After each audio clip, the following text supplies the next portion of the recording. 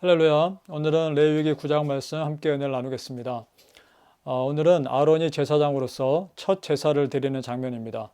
그런데 주목해 볼 부분이 있습니다. 그것은 모세도 그렇고 아론도 그렇고 제사를 집례해야 될 아론이 자기가 먼저 자신의 속죄제를 드리고 있다는 것입니다. 이 얘기는 제사를 드리는 자가, 예배를 인도하는 자가 먼저 하나님 앞에서 바로 서야 한다는 의미가 있는 것입니다. 자, 7절을 보겠습니다. 모세가 아론에게 이르되 너는 제단에 나아가 네 속죄제와 네 번제제를 드려서 너를 위하여 라고 하는 말을 먼저 하고요. 그 다음 백성을 위하여 속죄하고 라고 되어 있습니다. 그 다음 8절에 보니까 이 아론이 제단에 나아가 자기를 위한 속죄제 송아지를 잡음에 라고 되어 있습니다.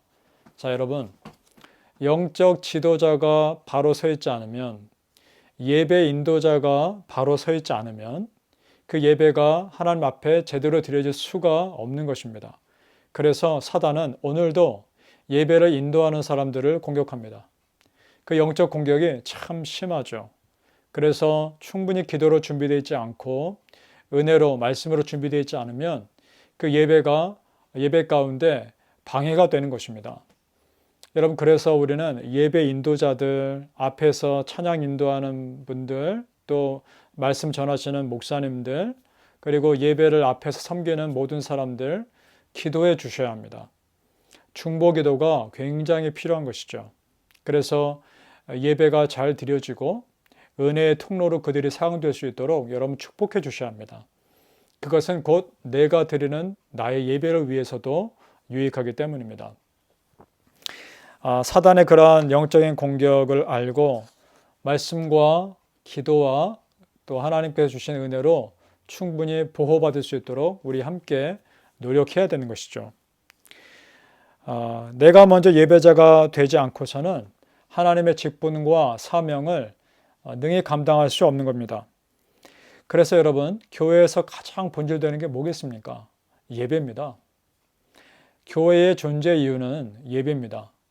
여러분, 교회에서 아무리 친교를 많이 하고요, 아무리 다른 봉사를 많이 해도 예배를 안 드리는 교회는 말이 되질 않는 것이죠.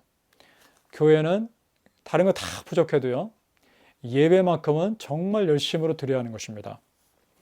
그것은 바로 하나님의 찾으시는 사람이 예배자이기 때문입니다. 요한복음 4장 23절과 24절을 참고로 보겠습니다.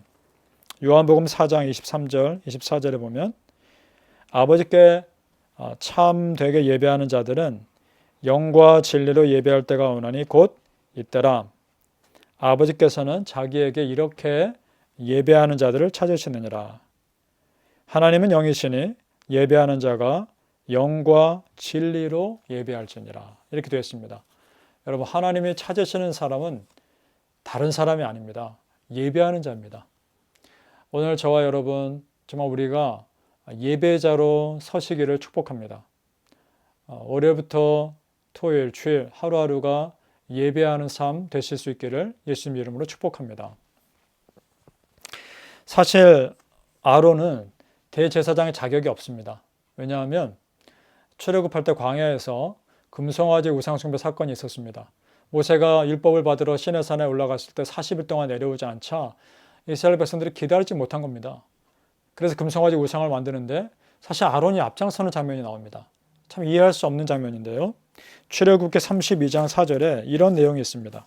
출애굽기 32장 4절에 아론이 그들의 손에서 금고리를 받아 부어서 조각칼로 새겨 송아지 형상을 만드니 라고 되어 있습니다. 자, 여러분, 누가 만들었다고 되어 있습니까? 아론이 라고 되어 있습니다. 아마 아론이 직접 쪼고 하진 않았겠지만 그 책임자로 있었다는 얘기입니다. 그렇다면 아론은 제사장의 역할을 감당할 자격이 안 되는 것이죠. 그런데 불구하고 하나님께서 그를 제사장으로 세우신 겁니다. 이걸 어떻게 이해해야 될까요?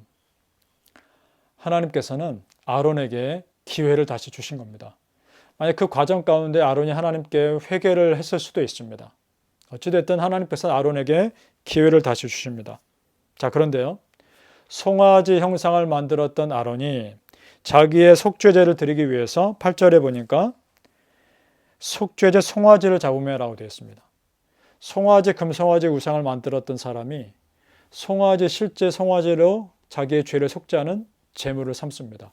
자, 무슨 생각이 들었을까요? 자기의 그 이전의 죄가 머릿속에 강하게 떠오르지 않았겠습니까? 그러면서 하나님 앞에서 또 한 번 철저하게 회개를 했을 겁니다. 마치 모닥불 앞에서 예수님을 배신한 베드로에게 예수님이 부활하신 이후에 다시 찾아가서 모닥불 피워놓으시고 베드로에게 네가 나를 사랑하느냐 3번 물어본 장면과 비슷하지 않습니까? 다시 회복하길 원하시는 하나님의 은혜가 임하시기를 축복합니다.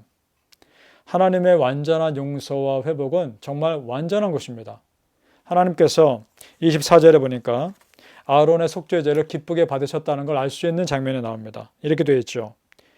자, 아론의 속죄제를 드렸더니 불이, 하나님이 하늘에서 내리신 불입니다. 불이 여호와 앞에서 나와 제단 위에 번제물과 기름을 사른지라. 이를 온 백성이 이를 보고 소리 지르며 엎드렸더라. 그 하나님의 놀라운 그 역사하심에 모두가 두려워 떨고 있는 것이죠. 하나님이 아론의 죄의 속죄제를 완벽하게 받으신 것입니다. 그리고 그를 어떻게 사용하는지 보십시오. 22절 아론이 백성을 향하여 손을 들어 축복함으로 라고 되어 있습니다. 그리고 모세와 아론이 회막에 들어갔다가 나와서 백성에게 축복하매 라고 되어 있습니다. 자, 여러분 어떻습니까? 우상을 섬겼던 죄인의 자리에서 거룩한 이스라엘 백성들을 축복하는 자리로 바꾸시지 않습니까? 죄인의 자리에서 축복하는 자리로 아론을 다시 완전히 회복시키신 그 하나님. 여러분 오늘 하루도 또 올 한 해도 우리에게 다시 일으켜 주시고 다시 기회 주시고 다시 회복해 주시는 은혜가 여러분의 삶의 가정에 임하시기를 예수님의 이름으로 축복합니다.